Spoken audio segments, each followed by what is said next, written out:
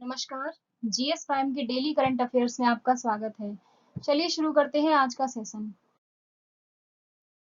आज के सेशन का पहला प्रश्न है, हिंदी दिवस कब मनाया जाता है? इसके ऑप्शंस हैं 11 सितंबर, 12 सितंबर, 13 सितंबर या फिर 14 सितंबर। इसका सही जवाब है ऑप्शन डी, 14 सितंबर। हिंदी दिवस या हिंदी दिन हर साल 14 सितंबर को भारत की आधिकारिक भाषा के रूप में हिंदी की लोकप्रियता को चिन्हित करने के लिए मनाया जाता है। भारतीय संविधान के अनुच्छेद 343 के तहत भाषा को अपनाया गया था। पहला हिंदी दिवस 14 सितंबर 1953 को मनाया गया था। भारत की 22 अनुसूचित भाषाएं हैं, जिनमें से दो आधिकारिक तौर पर भारत सरकार के स्तर पर उपयोग की जाती हैं, हिंदी और अंग्रेजी। हिंदी विश्व की चौथी सबसे अधिक बोली जाने वाली भाषा है। हिंदी दिवस 14 सितंबर को मनाया जाता है क्योंकि इसी दिन 1949 में भारत की संविधान सभा ने देवनागरी लिपि में लिखी गई हिंदी को भारत गणराज्य की आधिकारिक भाषा के रूप में अपनाया था। दूसरा प्रश्न है, हाल ही में अजीज अखनौज को किस देश का प्रधानमंत्री नियुक्त किया गया है? इसके ऑप्शंस हैं ट्यूनीशिया, मोरक्को, ओमान या फिर लीबिया। इसका सही जवाब है ऑप्शन बी, मोरक्को। अजीज अखनौज को देश के राजा मोहम्मद सिक्स्थ द्वारा मोरक्को के नए प्रधानमंत्री के रूप में नियुक्त किया गया है। अखनौज की नेशनल रैली ऑफ इंडिपेंडेंस यानी आरएनआई पार्टी ने 10 सितंबर 2021 को हुए संसद चुनाव में 395 सीटों में से 102 सीटें हासिल की हैं। इस नियुक्ति से पहले 60 वर्षीय अखनौज 2007 से 2021 तक कृषि मंत्री थे। मोरक्को की राजधानी रबात है तथा मुद्रा मोरक्कन दिरहम है। मोरक्को अफ्रीका महाद्वीप में स्थित है। तीसरा प्रश्न है, हाल ही में किस राज्य में नुआखाई उत्सव मनाया गया? इसके ऑप्शंस हैं तेलंगाना, आंध्र प्रदेश, ओडिशा या फिर कर्नाटक। इसका सही जवाब है ऑप्शन सी, ओडिशा। पश्चिमी ओडिशा का कृषि त्योहार नुआखाई जूहर धार्मिक उत्साह और परंपरा के साथ मनाया गया। यह गणेश चतुर्थी के उत्सव के एक दिन बाद मनाया जाता है। नुआखाई एक फसल उत्सव है जो पश्चिमी ओडिशा और दक्षिणी छत्तीसगढ़ के लोगों द्वारा मौसम के नए चावल का स्वागत करने के लिए मनाया जाता है।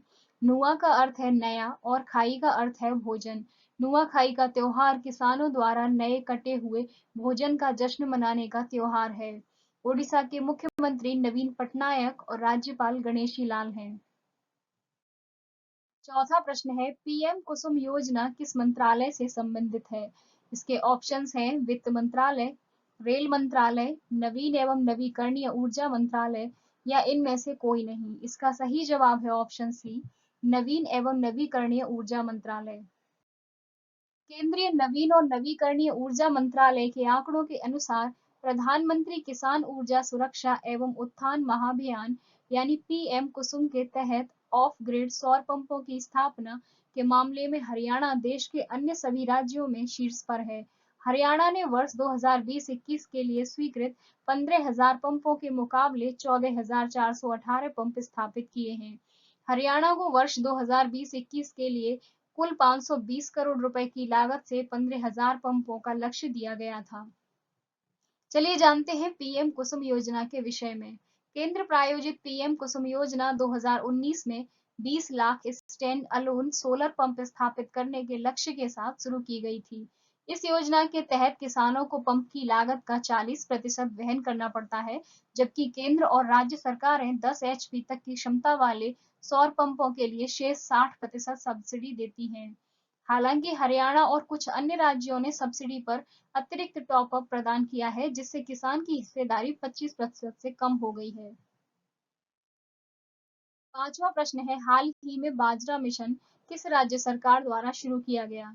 इसके ऑप्शंस हैं झारखंड, छत्तीसगढ़, मध्य प्रदेश या फिर बिहार। इसका सही जवाब है ऑप्शन बी, छत्तीसगढ़। छत्तीसगढ़ के मुख्यमंत्री भूपेश बघेल ने बाजरा मिशन यानी मिलेट मिशन शुरू करने की घोषणा की है, जिसका उद्देश्य किसानों को छोटी अनाज फसलों के लिए उचित मूल्य दर प्रदान करना है। यह पहल राज्य को भारत का बाजरे का हब बनाने के मुख्यमंत्री के विजन की दिशा में भी एक कदम है।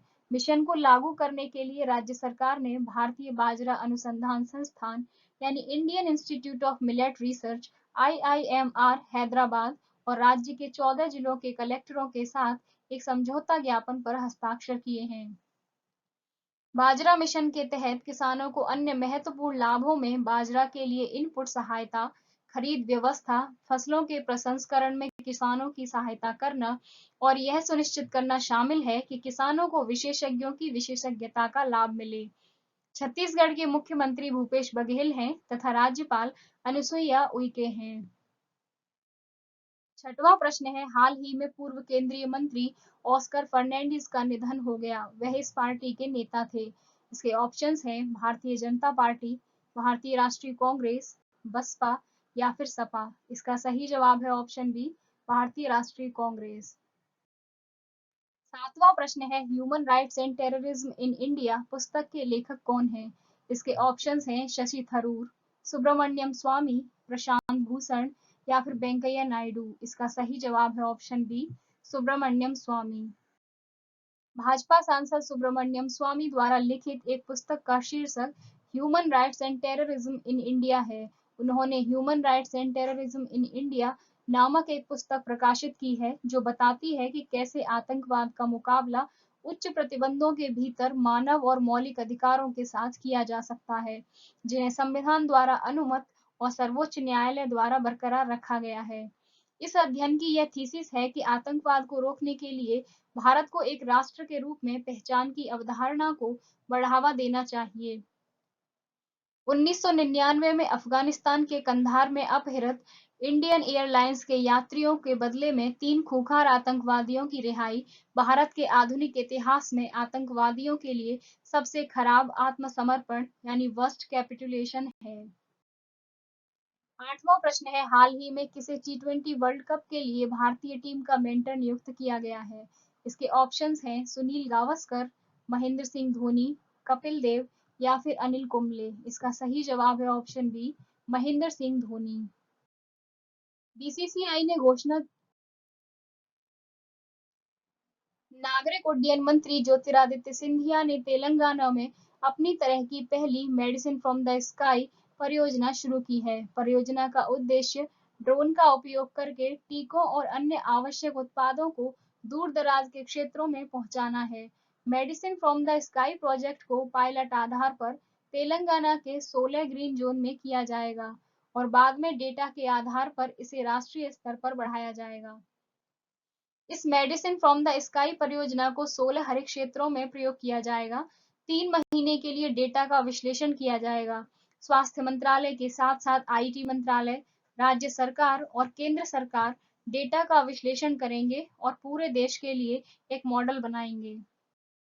आज के सेशन का अंतिम और 10वां प्रश्न है, हाल ही में किस देश को आईओसी द्वारा बीजिंग ओलंपिक से निलंबित किया गया है?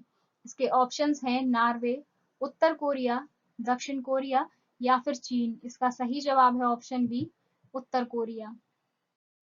कोविड-19 महामारी का हवाला देते हुए टोक्यो खेलों में एक टीम भेजने से इनकार करने की सजा के रूप में उत्तर कोरिया को 10 सितंबर को अंतर्राष्ट्रीय ओलंपिक समिति यानी इंटरनेशनल ओलंपिक कमेटी द्वारा 2022 बीजिंग शीतकालीन ओलंपिक से औपचारिक रूप से निलंबित कर दिया गया है। अंतर्राष्ट्रीय ओलंपिक समिति का मुख्यालय लॉस में स्विट्जरलैंड में है तथा इसके अध्यक्ष थॉमस वॉच हैं। इसकी स्थापना 23 जून 1894 को फ्रांस पेरिस में हुई थी। Thanks for watching. Please like, share and subscribe.